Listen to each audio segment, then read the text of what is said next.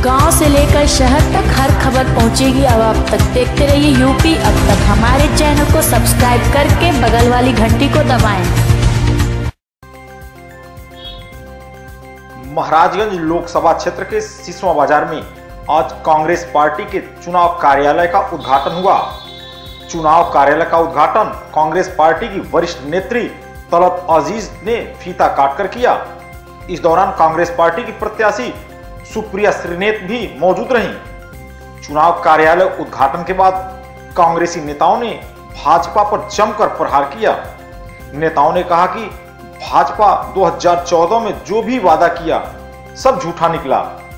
महाराजगंज लोकसभा से कांग्रेस की प्रत्याशी सुप्रिया श्रीनेत ने क्षेत्रीय सांसद पर विकास के नाम पर चुनाव जीतने और अपना धंधा चमकाने की बात कही।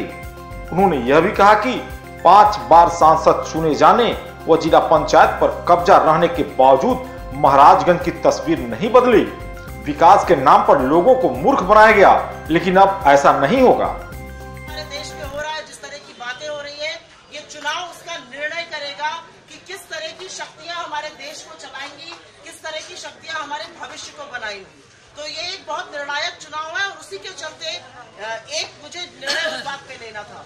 दूसरा निर्णय ये थोड़ा भावनात्मक निर्णय था और कहीं पर मैं आप सब में उनका प्रतिबिंब देखती हूँ। आज हर्षवर्धन जी नहीं है, मेरे पिताजी यहाँ से सांसद थे और 1-2 साल यहाँ नहीं रहे, 5 साल नहीं रहे। यहाँ पे उन्होंने अपनी जिंदगी के 42 साल दिए। तो कहीं पर उनको कर्जा था महाराजगंज का और आज मेरा कर्जा है उन पर और मैं कहीं पर वो दायित्व अपना निभाना चाहती हूँ, कहीं पर उस लड़ाई को आगे ले जाना चाहती हूँ।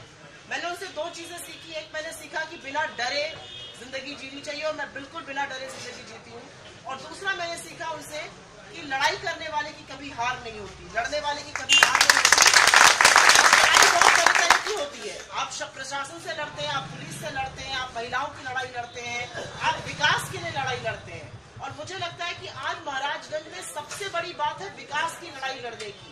आज महाराजगंज में बातें, जिस तरह की बातें कही गई, चाहे वो डिग्री कॉलेज हो, चाहे महिला अस्पताल की बात हो, चाहे कारखानों की बात हो, बड़ी बड़ी बातें राजनीति में होंगी। दिल्ली और लखनऊ की सियासत अलग तरीके की है। दिल्ली और लखनऊ की सियासत में बहुत लोगों का कॉन्ट्रीब्यूशन हो जाता है, बहुत बड़ा बड़ा पैसा लग जाता है।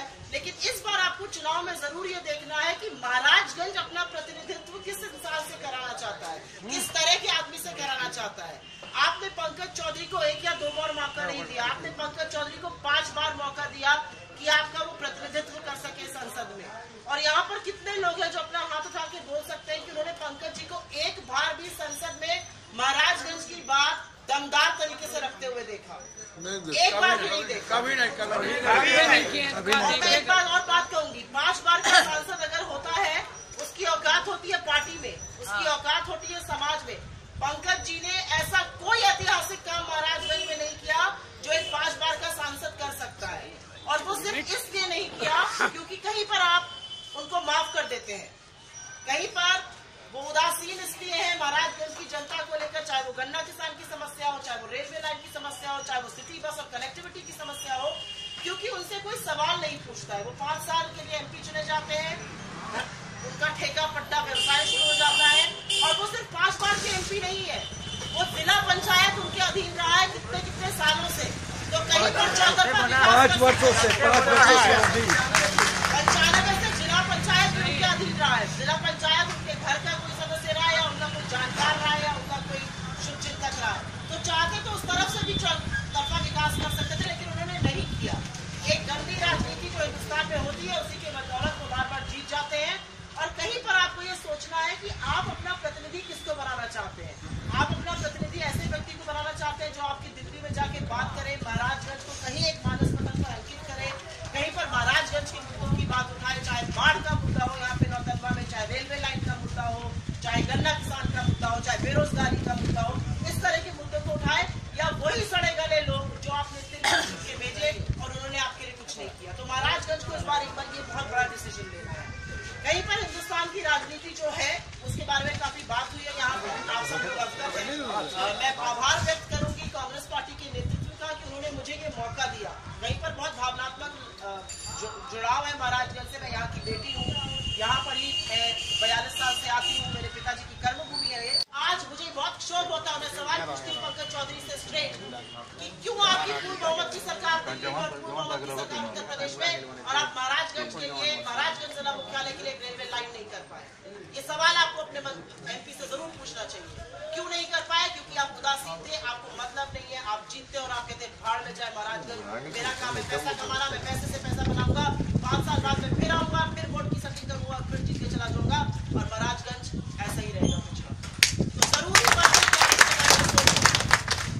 जरूरी है कि आप ये सोचें कि हमारे महाराजगंज में सिटी बस क्यों नहीं है, हमारे महाराजगंज में पब्लिक ट्रांसपोर्ट क्यों नहीं है।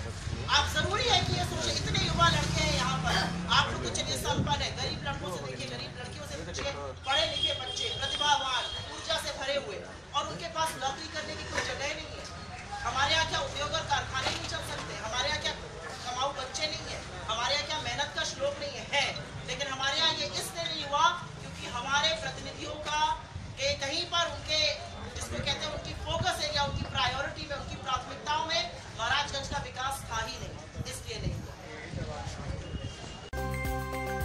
इसी दौरान कार्यक्रम में पहुंचे मैग्सेसे पुरस्कार से सम्मानित प्रख्यात सामाजिक कार्यकर्ता प्रोफेसर संदीप पांडे ने गंगा की सफाई पर भाजपा सरकार को कटघरे में खड़ा कर दिया। एक साधु गंगा को बचाने के लिए अनशन पे बैठ के मर चुके।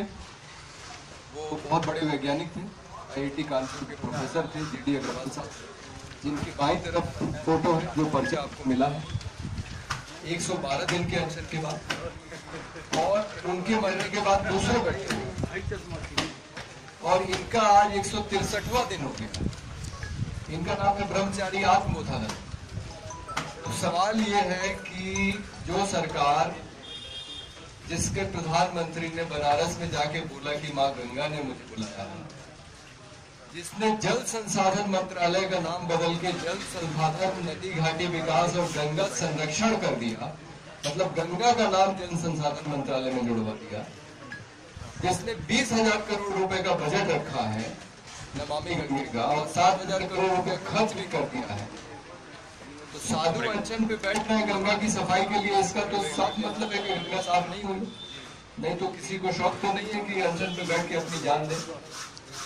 और जिस आश्रम से ये जुड़े हुए हैं, मातृ सदन हरिद्वार में, उसने संकल्प ले लिया है कि जब तक गंगा अविरल और निर्मल नहीं बहेगी, अविरल का मतलब कि बांध नहीं बनना चाहिए, और निर्मल का मतलब आप समझते हैं। तो बहुत साधारण सी बात प्रोफेसर साहब कह रहे थे कि गंगा को बहने दीजिए, वो अपने आप को खुद साफ कर लेगी, उसमें क्षमता है अपने आप को साफ करने की। लेकिन अगर आप उसको बहने ही नहीं देंगे तो वो कैसे साफ होगी? तो इतनी सी बात है। इसी अभियान को लेकर मैं जगह जगह जा रहा हूँ, और चूंकि आप लोग कांग्रेस पार्टी से जुड़े हुए हैं, तो आपको ये बता दूं कि ये 5 बार बैठे थे मनमोहन सिंह के टाइम में भी। तो वैसे तो मनमोहन सिंह की भी सरकार बांध समर्थ है, लेकिन इनकी एक भी बार जान नहीं गई। इनके कहने पे भागीरथी नदी को जब जयराम रमेश पर्यावरण मंत्री थे, तो उसको पर्यावरणीय दृष्टि से संवेदनशील क्षेत्र घोषित किया गया था, जो गंगा का शुरुआती का हिस्सा है 135 किलोमीटर, यानी कि उस पर कोई बांध नहीं बनेगा। और लोहारी नागपाला नाम की परियोजना, जिसपे 1000 करोड़ रुपए खर्च हो चुके थे, मनमोहन सिंह ने कहा कि हमारे लिए पर्यावरण ज्यादा जरूरी है, वो पैसा इतना महत्वपूर्ण नहीं है और बिजली इतनी महत्वपूर्ण नहीं है, और हम प्रोफेसर साहब की बात मान के परियोजना को रोकते हैं। एक परियोजना रोकी थी, बहुत सारी दूसरी परियोजनाएं तो बनाई थी, जैसे टेहरी बांध बनाया और दूसरी बहुत सारी परियोजनाएं बनाई, अभी भी बन रही है। 54 परियोजना चल रही है इस समय उत्तराखंड में। तो इन साधुओं की मांग है कि वो सारी परियोजनाएं जो बन रही वो ठीक है, लेकिन जो अभी बन रही है और जो बनने वाली उनको रोका जाए और गंगा को निर्मल और अविरल बहने दिया जाए। तो इसी अभियान को लेकर मैं पूरे देश में जा रहा हूँ और यहाँ भी